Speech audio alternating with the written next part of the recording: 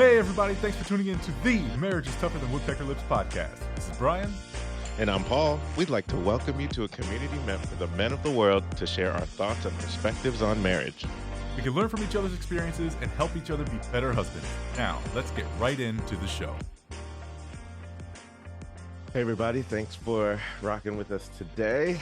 Brian and I have a special guest who is just an awesome person. His name is Joe Dietrich. He is one of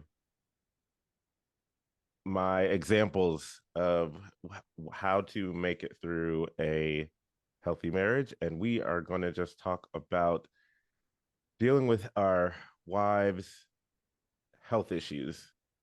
So stay tuned and we will jump right in it.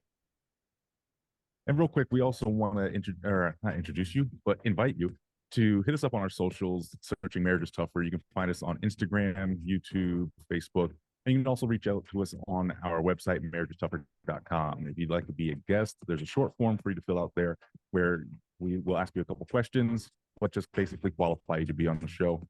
And then from there, we'll also accept any topic ideas or anything you'd like to talk about. If you want to continue any of the conversations that we have started here, please do so on Instagram, and we will answer any of your questions there.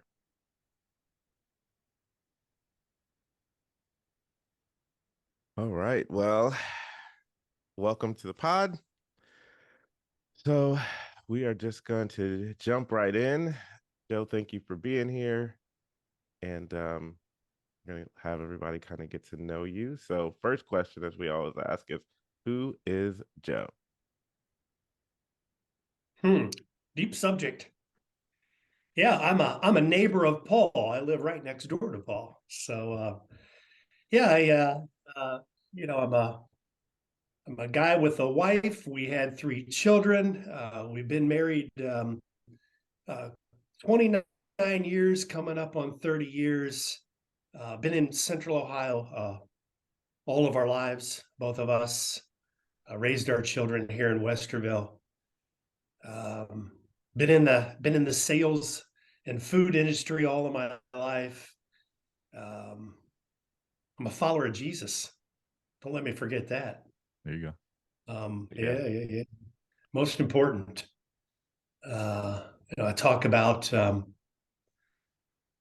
frequently in conversation with people that I'm spirit filled today.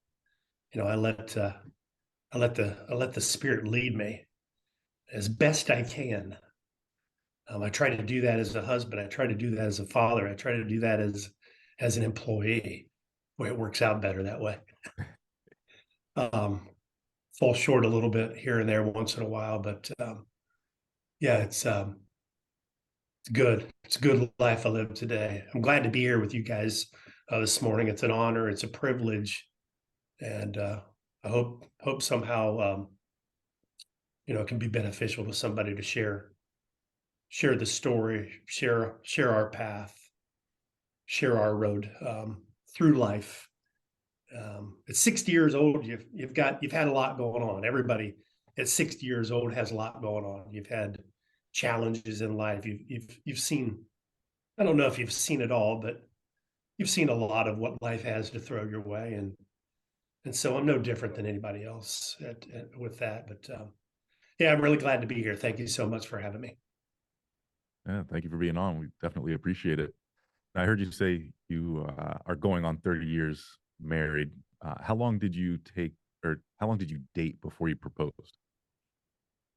Yeah, I was thinking about that not too long ago. It's been a long time ago. I think that we met and dated just about a year. I believe we met in the late summer or fall of 1991. We were engaged in 92 and married in 93. So overall, we had known the courtship lasted about 2 years, but just probably about 10 or 12 months in between engagement or meeting one another and being engaged. So that's awesome. So you're meeting and then you propose, and then how long was that period before you got married? That was about 6 months, 6 or 7 months. Yeah, back in that day, you could pull off a wedding. Um, we recently did one for our oldest daughter, and she pulled it off. I'll have to give it to her mom. They pulled it off, but it was a little bit more of a process. I really don't know how my wife and her family and friends pulled that thing off. I just kind of did what I was told, and um, uh, took the direction that I was given. But yeah, I think about 6 months from the time we were engaged till the wedding day. One of my favorite questions. What do you think is the best thing about being married? Oh wow! Today it's really cool that I have to pause because there's so much good about being married, and it wasn't always that way. We'll talk more about that, but it wasn't always that way for me. I wasn't a guy that recognized all that God had provided me in this person that's my wife today. But the best thing about being married is having that companionship, having that unique relationship. Um, as you go through time, you start to recognize the uniqueness, the difference between that relationship and anything else that you have. It's not surprising that because it's a covenant with God, and and and and we're instructed as to this importance of our relationship with our spouse. I remember when that was a little confusing to me. You think your children, you think your parents, but now today, I can really recognize the rationale behind this importance of marriage. So it's really having that person, to care for you, to take care of you, to guide you, to give you advice, and it's, yeah, I think you get it. It's just really cool having that person in your life. Yeah. Yeah, it's a hard question to quantify and break down to a couple sentences for sure. On that note, what's your favorite characteristic of your wife? Oh, easy. My wife is the kindest. Leanne is her name. Leanne is the kindest person I know. Um, she never complains. She never um, gets upset with what I want to do or what I'm doing. Or I think that she looks at me like a person that does what I need to do around the house, and I'm doing what I need to do as a husband or a father, or all that as an employee, and getting the bills paid. I think she recognizes all that, but she lets me do what I want to do. If I want to go cycle, if I want to go run, if I want to, do this or do that, I'm always free to do what I want to do. Um, Leanne is a person that never talks about other people. She's never she's not that person. She's the kindest person I know. She truly exhibits what we know as kindness. Awesome. There we go. Now that I'm unmuted. That's awesome. Yeah. Sorry about that. Um, what is a challenge or what has challenged you in being married? Wow. Deep thoughts there. Over 29 years of being together. Probably a good time to briefly touch on um, substance issues that I had early on in life, and I brought into the marriage over time. Um, that was a big deal for us. Um, I've been sober for many years now today, and but I've slipped over time. I was sober when we got married. I was sober on our wedding day, and I'm sober today, 29 years later, but I don't have 29 years of interrupted sobriety. So I've brought some of that on a few occasions into our marriage. You guys have been around enough. The audience has been around enough to know what that does to any relationship. It's a very selfish and self-centered situation. And it can get really ugly. So, that's been a challenge. As a 12-step recovery program calls it, I'm not only in recovery, but I've been recovered. I am recovered today from substance. And that's a God-given program. They use the terms like higher power and all that, but I'm grateful that God has relieved me of that bondage. He's relieved me of that bondage of substance, and he's relieved me of that bondage of self as well. So that's, we haven't dealt with that in a long time. It's a one day at a time program. I'm very vigilant about keeping and being mindful of that. And then I think Paul's well aware. The tough one came. That comes to mind came 4.5 years ago, and in July of 2018, my wife and I lost our middle child at 22 years old. So Very sorry to hear that. Yeah. Thank you. Today it's a story of hope. It's a story of the power of our faith and our walk of faith, and God, allowing God to be in our lives, and getting us through that. Thank goodness we had a walk of faith. Thank goodness we had a relationship with Jesus at the time. But I remember, it was one of those situations where the police knock on your door and they have that difficult conversation. At 56 years old at the time, I have the toughest conversation I've ever had in my life, and my wife is still inside, and I've got to bring her out, and we've got to make her aware of why they're there. But when I closed the door and the police officers were walking away, I remember thinking, uh-oh, that just as clear as it was yesterday. Uh-oh, how am I ever going to get through this? This may be a little bit more than what I'm able to handle.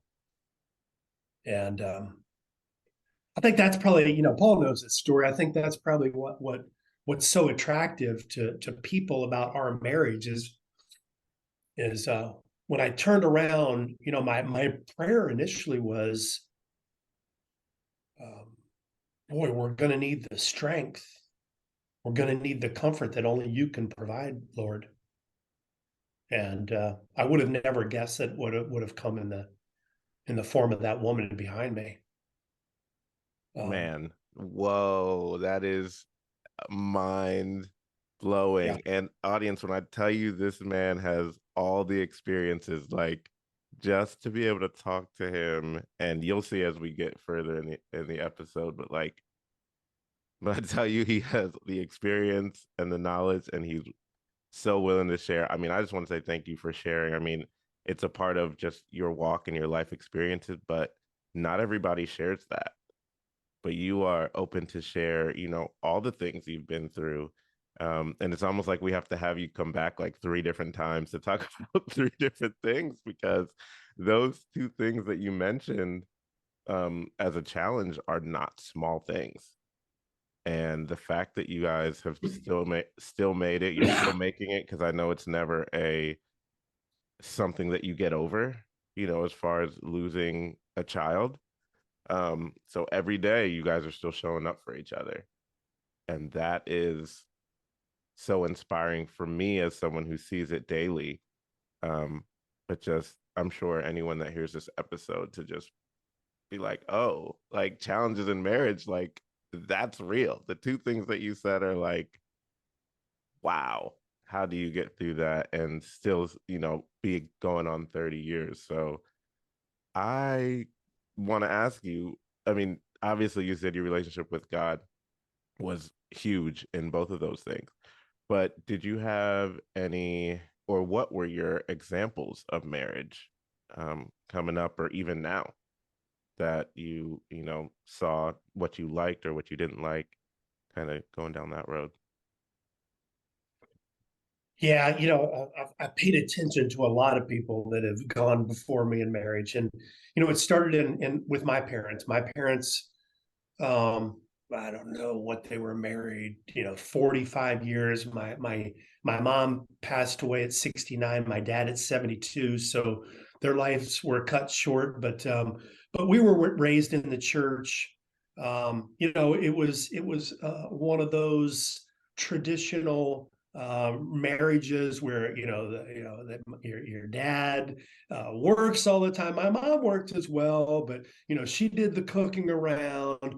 I know my parent, I didn't hear them um, tell each other that they loved each other a lot. I didn't see them show each other a lot of affection, but I knew that they cared deeply for one another.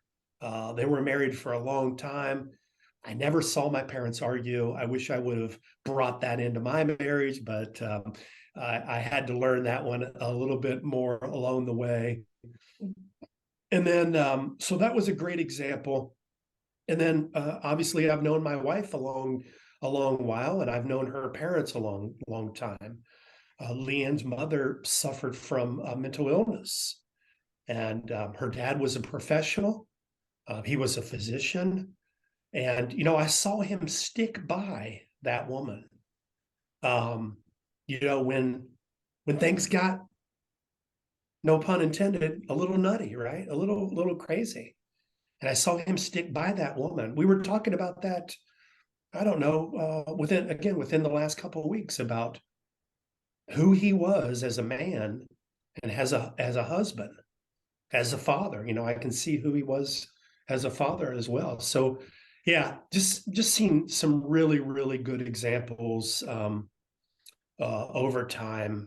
Um, great um, great people in my life that have gotten through tough situations. Yeah, my situations sound tough, but life is tough.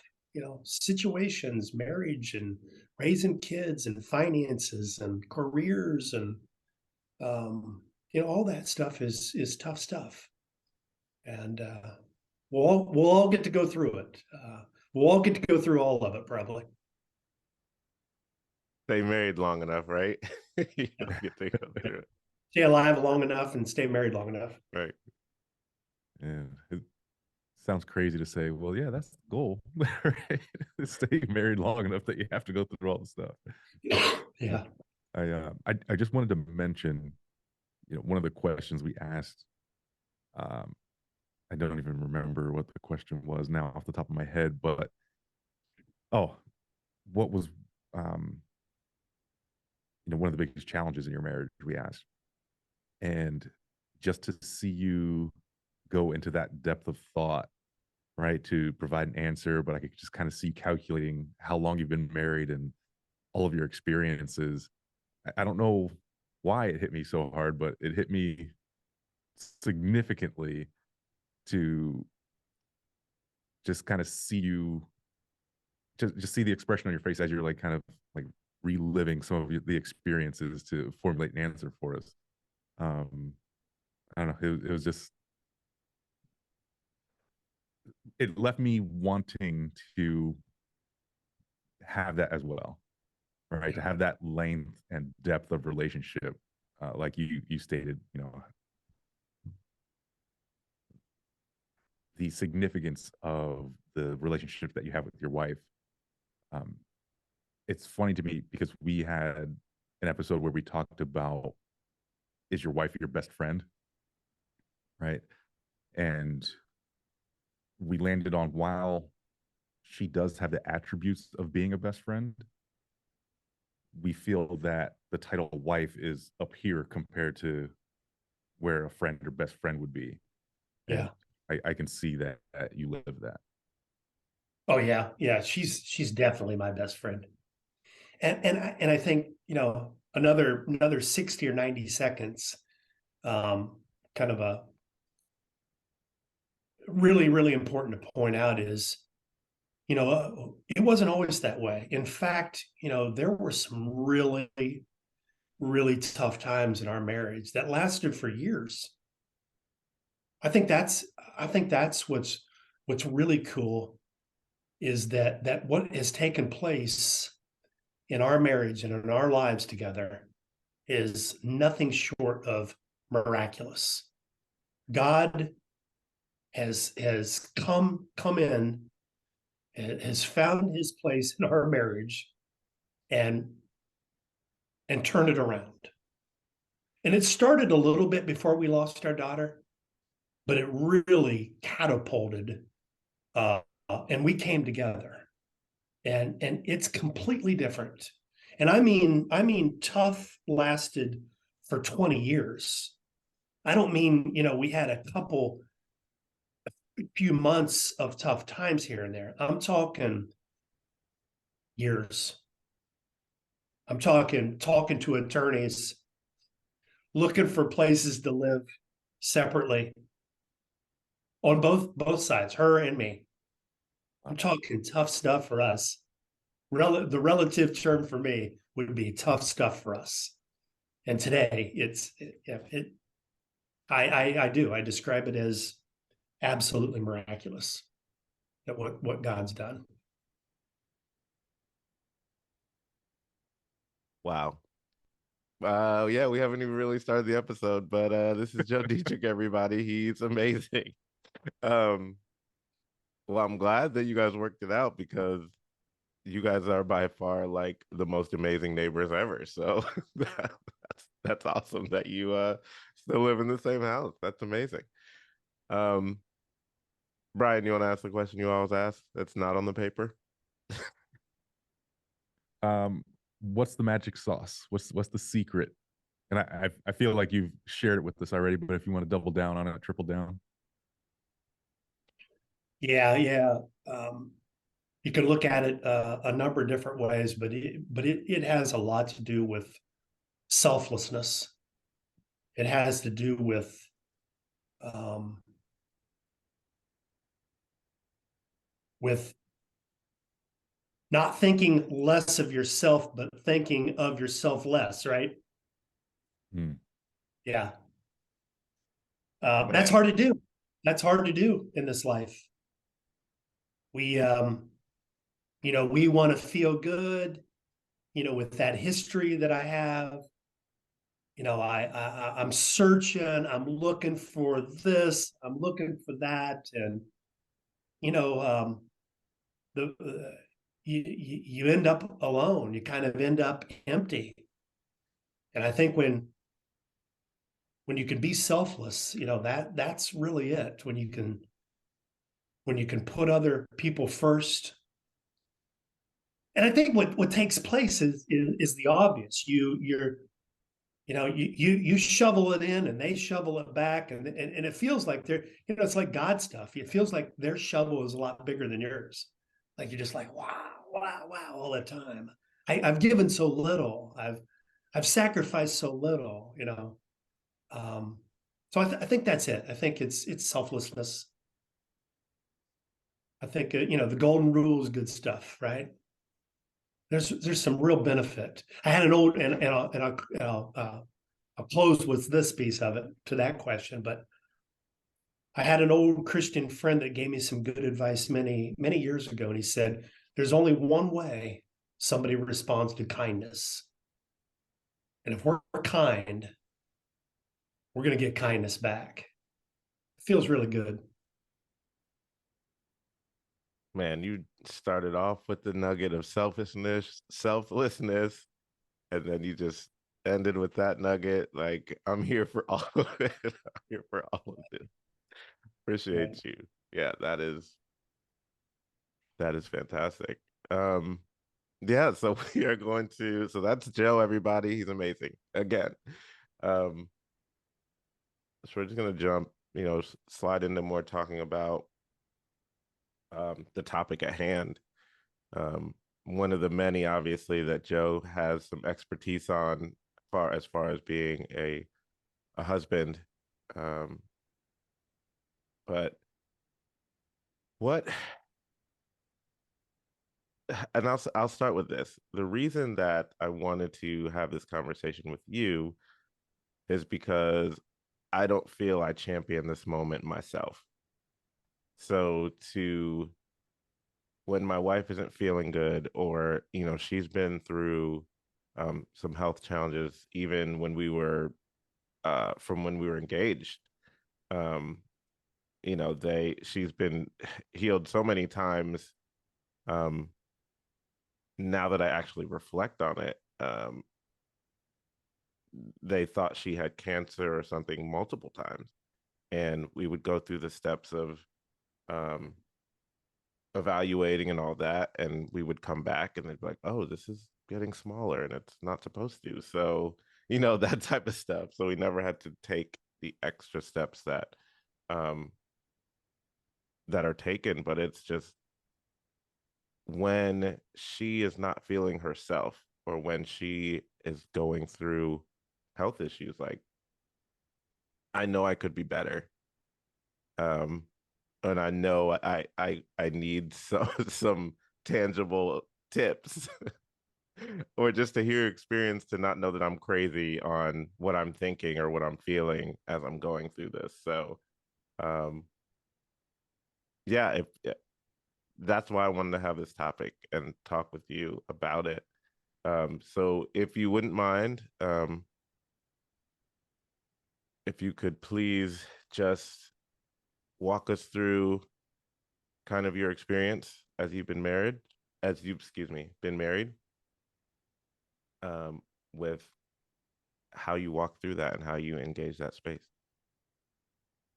Yeah. So I held back on that. I talked about substance. I talked about losing a kid as challenges. But I think, I know Paul's aware, but my wife's health has been a major challenge for us, dating back to 2016. In 2016, Leanne was diagnosed with leukemia. And so I didn't know a lot about leukemia. I didn't know a lot about medicine. I remember one of the first things that her dad, as a physician, told me, um, maybe just months after we had found out that he felt, I was inquiring, and I think his comment was, there's a good chance that this can shorten her life. And of course, at that time, I'm thinking, whoa, that's tough. And so you're fearful, you're anxious, um, you have no control. All of a sudden, all these things that we think we um, are worthless due to this diagnosis. And so, that's been tough. With leukemia, people don't die of leukemia. They die of something that their body can't fight off. I don't know a lot about medicine, but I'm going to throw this out there. It's viral, it's bacterial, it's some sort of infection that their body can't fight off. It's pneumonia, it's COVID, it's the flu, whatever it may be. And so, when Leanne gets a common cold, when she gets the flu, when she gets bronchitis, it's pretty serious.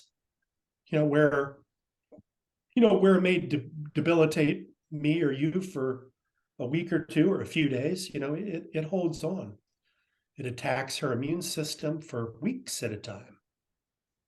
And I've never been good at that either, Paul. I heard you say that you fall short of the mark a lot of times when people are ill around you, or their health issues, or they're having health issues.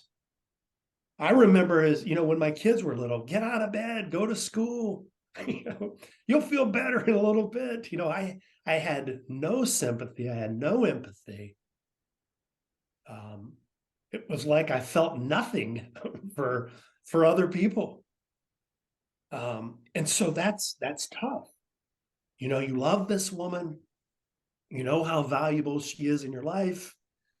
You know what she means to you, and you can't feel for her. So yeah, that's been a big learning experience for me. I remember, initially, come on, is it, maybe they're wrong. Is this real? Come on, it can't be that bad. What's the big deal? That sort of thinking, and of course, that's self-centered thinking, because it's going to affect me. It's going to affect what we do together, what we're able to do, what we want to do. It's an interruption in the plans that I've made, or I hope to make. So yeah, Leanne's a little under the weather as we talk here this morning, and so I gotta love her like Jesus loves the church. I mean, those biblical examples are just something that I need to plug into, and every moment of every day, to be that person that I want to be that person I know God wants me to be. And that's a big one. I love this woman. I'm going to take care of her, and I need to do those things that I need to do to help her get through some of the tough days and some of the tough situations. You have me thinking a couple thoughts here. Number one, like, what is the mark, right? I feel that could be different for different relationships. How you show up for someone in that time of need. Someone might not want you to be as attentive, or may want to handle some of the things on their own. This isn't necessarily something I've gone through, but I feel like that might be different in different relationships. But I also I guess wanted to ask, how well did you show up initially, if that makes sense? Like, did it get easier over time as you realize, like, well, maybe I can't necessarily have that level of empathy because this is not something I've been through before? Um, or were you always there for her and just had to learn what her needs were? Wow. That helps me think about a lot in the past, and we weren't doing very well in our marriage at the time. Um, Again, relatively speaking, um, we were trying to find our way through a lot of stormy damage that had taken place, and I think we were on the road to making a difference in our marriage, but we had a lot going on, and so yeah,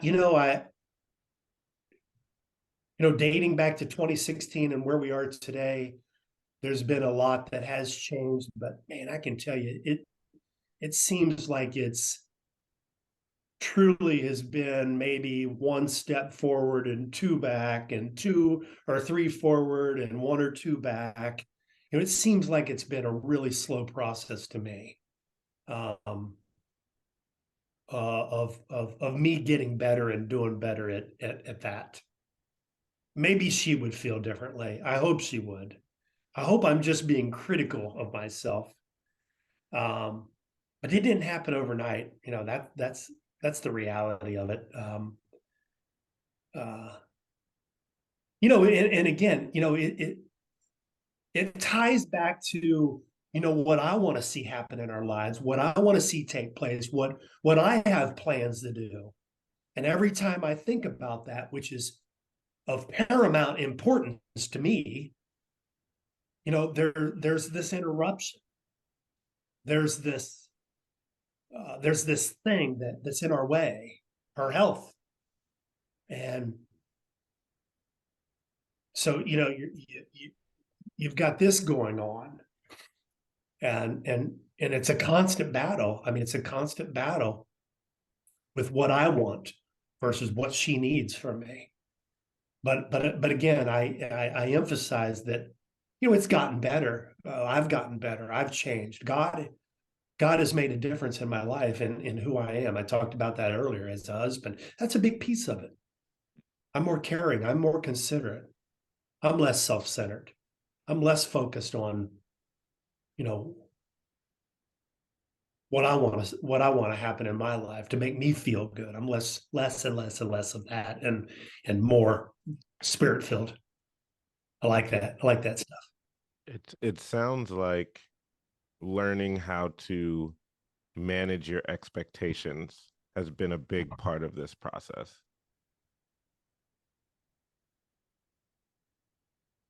Absolutely. Yeah, absolutely. You know, I can, you know, it's give and take. It's a little bit of give and take. I get so much from this marriage. I get so much from her. I'm on the receiving end of so much. Um, it helps me recognize my part. It helps me recognize what others need from me. And it's in my marriage. It has to do with her health, but it's in every aspect of life. It's in the workplace. You know, it's in my, who I am as a parent today, maybe even who I am as a neighbor today. You know, there's so much that you want to do your part, I guess, for lack of better words.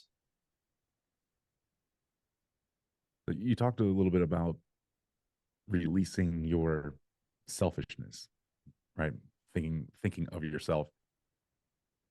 But for anyone who has had to take time to care for someone else knows that you yourself have to be healthy mentally and physically.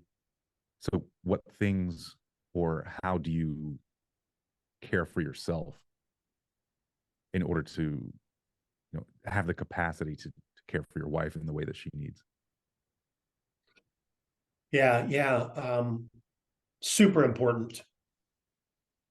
Super important. Mentally, physically, all of that stuff. You know, I think I've got a really powerful toolbox that I pull from. Um, Physically, you know, I was a runner for years. I remember, going back to this whole idea of obsessive and compulsive, and how that manifested itself in substance for me. You know, I remember people saying, or alluding to this idea, running is his new addiction. And I was putting a lot of time into it. I ran a bunch of marathons and ran thousands and thousands of miles and all this stuff. But it was really good. So that was always a great release for me. Um, that was me time, and that's important. That was my me time, and that was important. I remember people would say, you don't run with music. No, I need to free my mind, man. I need to have some clear thinking, like thinking of nothing but your foot hitting the pavement or whatever, or the earth out in the woods. I did a lot of running out in the woods. Today I mountain bike, which is kind of a crazy sport. I had a buddy say, tell me not too long ago, I always thought you were crazy, oh, you're mountain biking. Now I know you're crazy. Um, so that stuff is a great release for me. Get to the gym, all of that. Spiritually, my wife and I are in a Bible study together, a couples Bible study. That's really cool.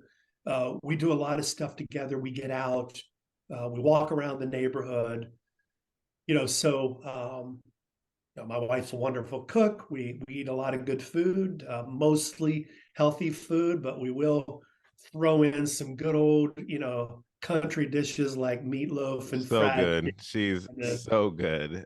Yeah, and she yeah. and they're very kind to share. So that's amazing. Follow her on follow her on Facebook if you're interested.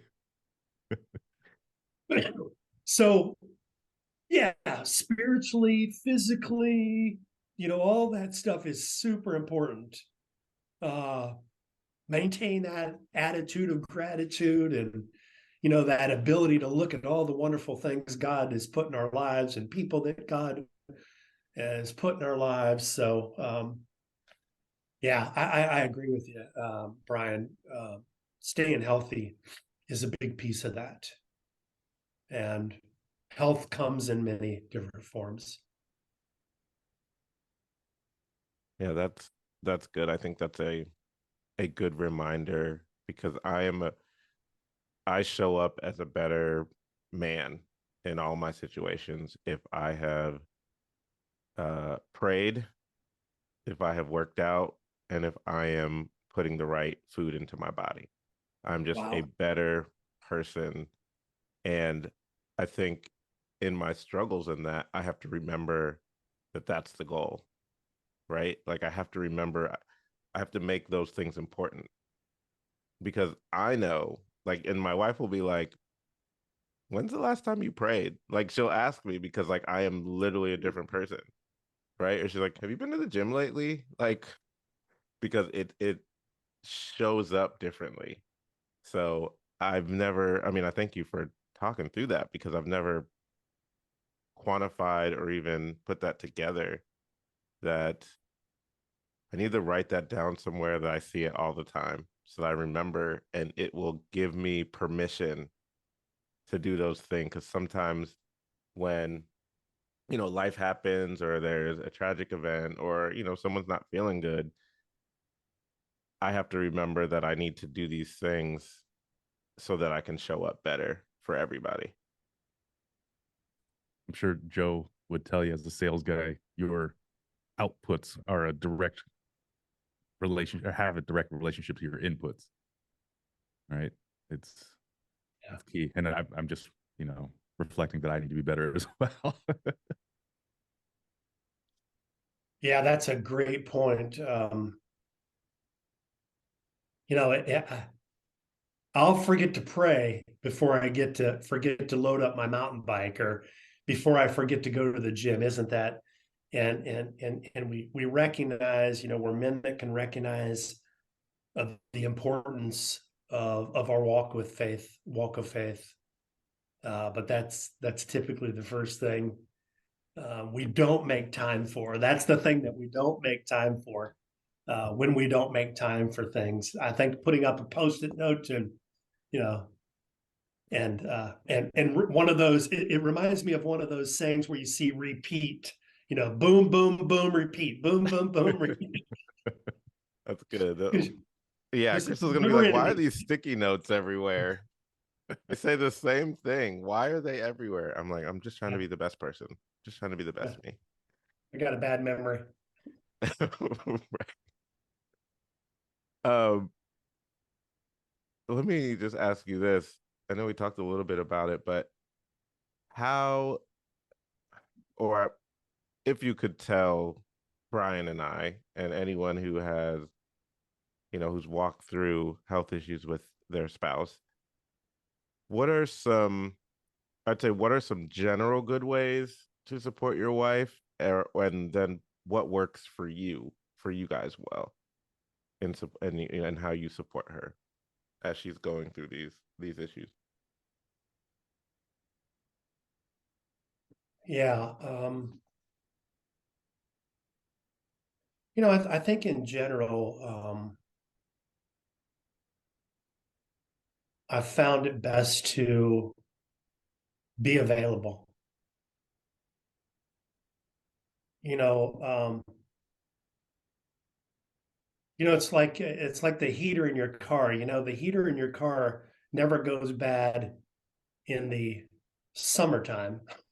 It breaks down. It's like your furnace. The furnace breaks down at the fire alarm battery goes dead at 2 o'clock in the morning. And people get sick at any time. They're having challenges with their health at any given time. And so I think you need to be on call. You need to be available, and you need to stand ready. I think that kind of, I don't know, it's kind of confusing, even as I try to think through it. But I remember before compared to now that I was kind of blindsided, right? I kind of expected things to go a certain way, and they didn't go a certain way. It's like life.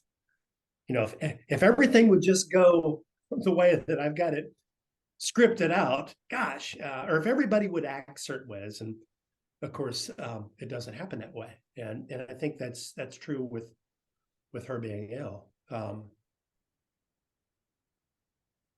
Don't have those expectations, and stand ready. Be prepared to support her. I'll often run down to the pharmacy, or I'll get some cold medicine, or I'm cooking Mrs. Grass's soup, or some different things like that. When the kids were still here and they needed stuff, I was running, I was doing the running, I was doing the shuttling. But it's general support. Be there to support. Take over when you need to take over, and allow her to be able to do what she needs to do at any particular time. Was there ever a time, which I probably know the answers to this, but it'd be great to hear you elaborate on it. Was there ever a time where you may have sat back and felt like this is too much for me to handle?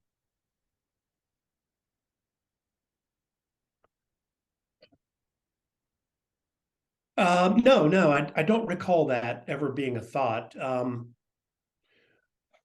What I do recall is just not recognizing it early on, just simply, compartmentalizing it, um, um, not wanting to face it, not acknowledging it, that this was real, believing that it's no big deal. Ah, okay, I get it, that type of thing. Yeah, just not wanting to face the truth probably is the way I look at it in hindsight. And so as a result of that, it didn't take up too much of my time or attention. And that was kind of a space that I've improved upon, as we hopefully as we look at who I am today. Yeah. That's good. I hope that through that answer that people, I guess, can get some sort of revelation from it, because I think you said it well. There, as I'm putting it together in my mind, there are times where we may feel like, oh, this is too much, and we might want to be, standoffish of a situation or something. And more or less, what I heard you say, it might just be avoidance or denial of what is real, right? And you're not going to get through something without going through it. Yeah, that's a good way to put it. Yeah. How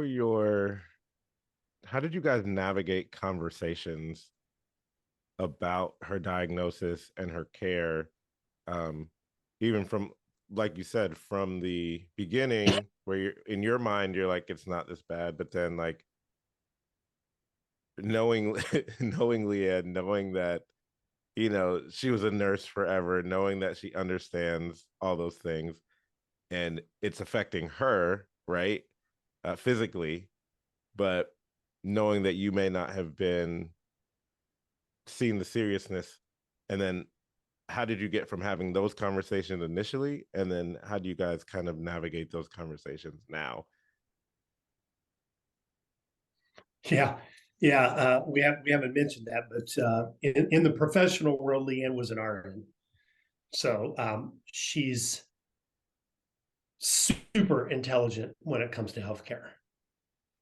Um, I'm surprised she hasn't worked in the healthcare industry now outside of the home for about 3 or 4 years, 3.5 years, and she still knows so much about when people call her up, the neighbors call her up. Hey, I've got got this going on.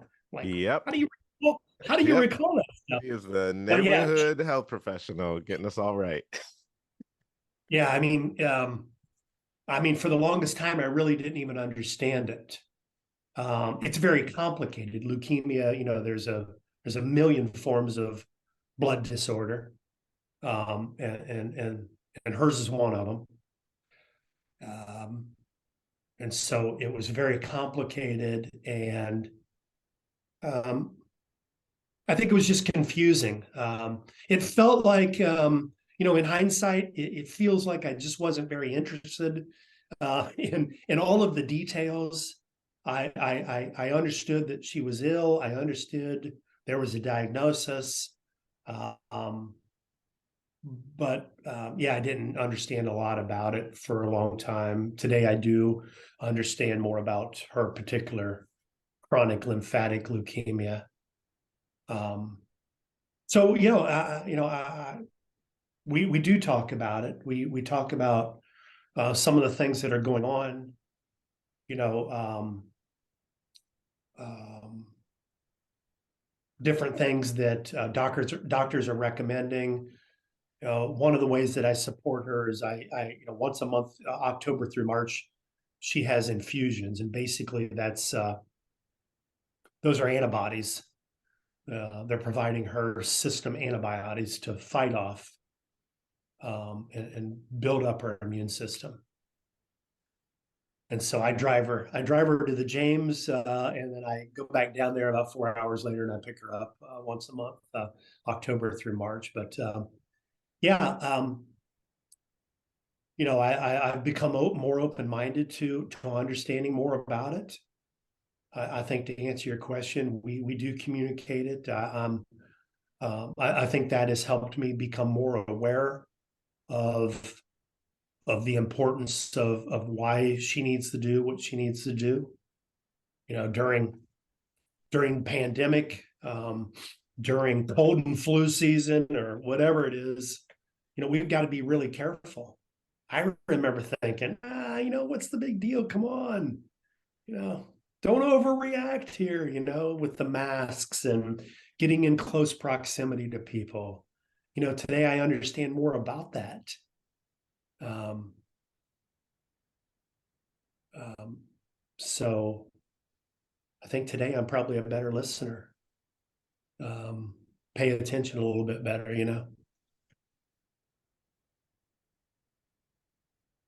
My children, excuse me, forced me into that. you know, uh, Listening more and paying more attention. Even my youngest now, she's funny. If I get home from work and I'm exhausted, I make it a point to try to play with them, and I'll sit on the couch and everything. But the worst thing I could possibly do is sit on the couch, because then I start to nod off. And she'll be 2 this month, but she'll be like, "Daddy!" She'll start yelling at me to make sure I'm paying attention to her and I'm still engaged. If she sees me pick up my phone in her presence, she will start yelling at me. You know, so my kids have definitely forced me to be a better communicator, uh, listen, pay attention, be in the moment. Yeah. I can appreciate it. Good stuff. Good stuff. It had in your conversations that you've had and as they've grown, did she ever express like specific things that you could do to support her? And if so, did you do them?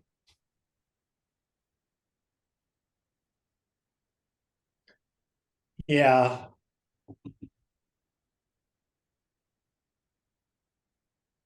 Support is such a broad way to put it. I mean, I'm her spouse, right? Absolutely, there are a number of ways that I can support her. I mentioned chicken soup, and I mentioned running her around. I think the hardest thing, still today, and we've talked about it, is being understanding. You can do all those tangible things. You can provide all of that material stuff. But I think being understanding, sometimes she doesn't need something picked up, or she doesn't need food cooked. She just needs left alone. And sometimes that's an interruption to what I want to do, or the plans that I've made that are not always good and true. But I think being understanding, I think I've heard that from her. Being compassionate. I'm not a compassionate person by nature. Especially to people that are close to me. It's just kind of weird. I don't know. That may be common.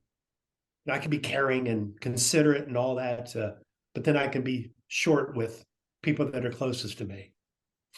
So I've learned a lot, I think, and I've got a lot to learn when it comes to being understanding about what's going on in the space that she's in, and being compassionate, and then being there to help out with the necessary needs, right?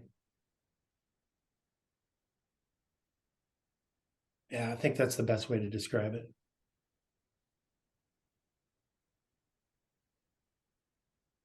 We do need to wrap up soon, but I do have another question, and if Paul, you have any other questions, obviously sneaks in. For a long time, as a kid, I had to deal with my mother's illness, and before she passed, I had shouldered a lot of the responsibility to,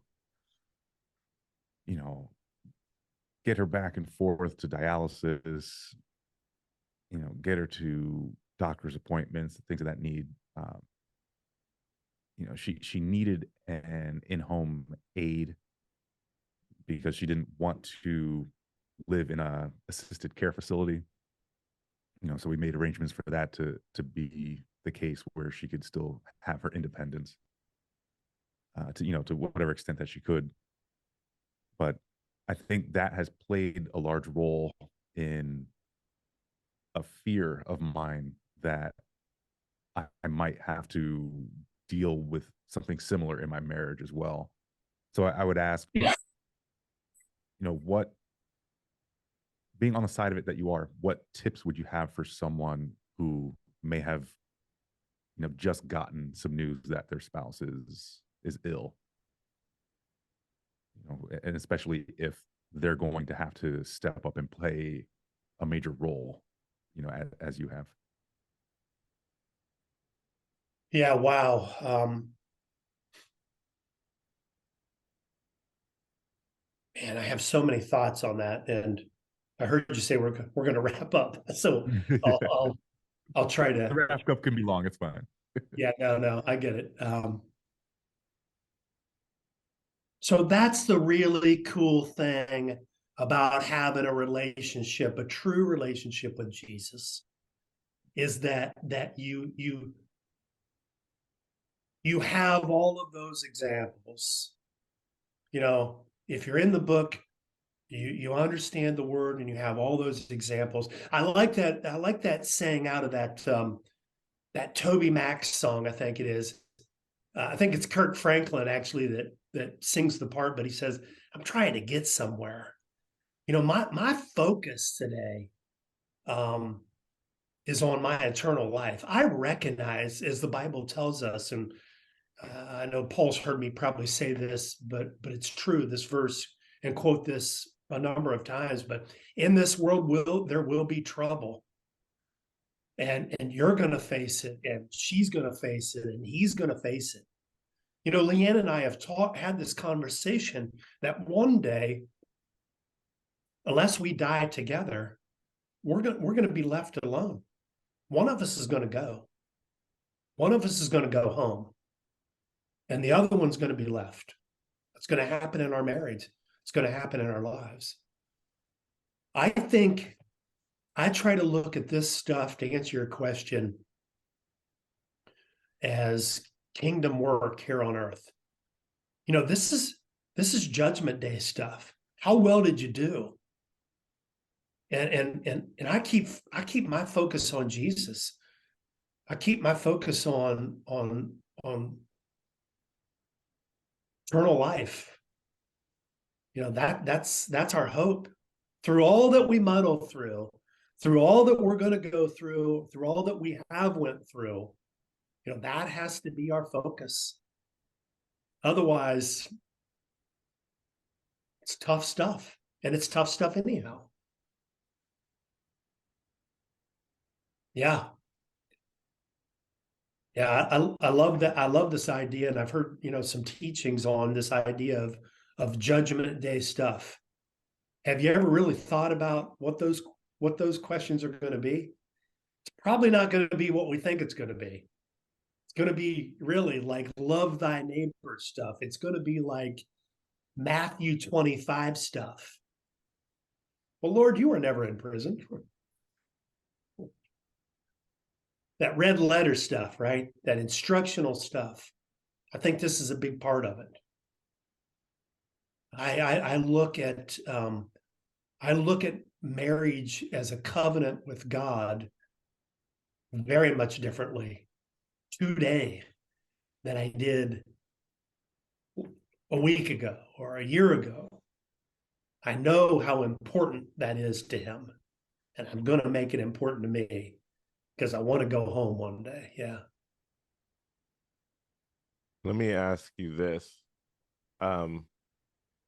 How do you tangibly do that? Right? Like, so someone just found out their wife has a diagnosis, right? And their mindset could be all over the place. And like, okay, I'm going to dive into living out life as Jesus, or just living out life in general, but I want to show up the best for my wife. Everything you just said, so important. But that sounds conceptual. So how do we as husbands tangibly deal, or what advice would you have for us to tangibly deal with, I now have to show up for my wife, and how do I live my life as Jesus would? Like, or what worked for you, or what would you say, how can we get to a better place than where we are today, you know, hearing that initial diagnosis? Does that make sense? Yeah, it does. Yeah, I see what you mean. So as I mentioned, you know, I didn't know a lot about it for a long time. I think it's really, really important to understand what the diagnosis is. You know, I go to doctor's appointments. I see, you know, she doesn't see the oncologist a lot, maybe just a couple times a year. She sees nurse practitioners. She sees physician's assistants, nurses. Oncology nurses are very, very educated and knowledgeable. But I go to appointments with her. I have a good idea of you know, because you hear leukemia, you hear cancer, you hear, you know, dialysis, you hear mental illness, you hear stuff like that, and it's super scary. your first thought is, I'm powerless, right? There's nothing I can do. Well, that's not true. So I think for me, I tried to learn as much as I could, and from there, back to the old, I've got a toolbox idea. We can eat healthy, we can stay safe, we can make good choices. So I think, Paul, to answer your question, I think you need to initially learn as much as you can about what's going on, and then come up with some tactics, some objectives, a strategy. I guess the overarching thing is kind of a strategy, about what we want to do, what we have the ability to do, what's in our scope of things that are available. Wow, Support groups. that's so good. Support groups are good. Let me go back to, and I hate to get off the subject really quickly, um, of my wife's health, because it's so important. But the baseball bat against the head was when we lost our daughter. That was the sucker punch in my life. It blindsided me. And I remember thinking at that very moment I was alone. I knew people that had lost their children before, but I never paid any attention to people that had lost their children. I felt really unique. And getting to know people that had lost their children, and getting to know people that was dealing with health issues in their marriage, I think is really, really important too. Don't live in that vacuum. Don't try to do it on your own. Network, I guess, is the best way to explain it. That's super helpful as well. Wow, that can change someone's life right Yeah. there, and that can change how we deal with um, these situations of having diagnoses for our spouses, seeing them have health issues. Like, yeah, research, learn what it is, what you're gonna face. You know, go to the appointments if you can, ask all the questions. I think it's very important what you said about what's the strategy? Like, how are we going to face this? What do we need to do individually and as a couple? How are we going to go? What is the most that we can do as we're walking through this? And then support groups and networking. Yeah, that's so good. Thank you. Yes. Yeah, I think, and you touched on it. I think the key is to recognize you're not powerless. You've got some options, no matter what. Even if it's a terminal disease, even if it's a terminal illness, um, a chronic situation, you've got some options. Some may be limited, some may be not so limited. Hope, hope is what you get out of all that, right? Joe, I want to, give you a big thank you for coming on to the show. I also want to thank you for circling back to um, the loss of your daughter. Paul knows this, but I have a good friend that I used to work with at my previous job who just went through something similar. Just within the last so many months, did he lose his daughter? I spoke to him recently, and they're just this week going through, you know, not having her and it being her birthday and those types of things, which I'm sure you've dealt with. Uh, and one of the questions I wanted to ask you is, how could I be the best friend or uh, support agent for them, and just having the idea that they should have some sort of support group or meet people who've dealt with similar things is huge, because they're struggling right now. They're married, but both struggling in their individual ways, things of that nature. So just definitely want to thank you for circling back to that. Paul, do you have anything else? Nope, he wrapped that up so well. Yeah, you I did. got nothing else. Professional. Right. Right. Hey, to the listeners out there, we just want to give you one quick reminder to link up with us on our social medias. If you want to continue this conversation, you can do that on Instagram. If you'd like to be a guest or have any topic ideas for us, you can make that request on our website, marriageistuffer.com. We're also on Facebook. We're also on YouTube. Search Marriage is Tougher through all of those, and you should be able to find us. That's all we got for this week. So we hope you enjoyed, and we'll talk to you next time. God bless you guys. God bless. Thank you. You are awesome. Seriously.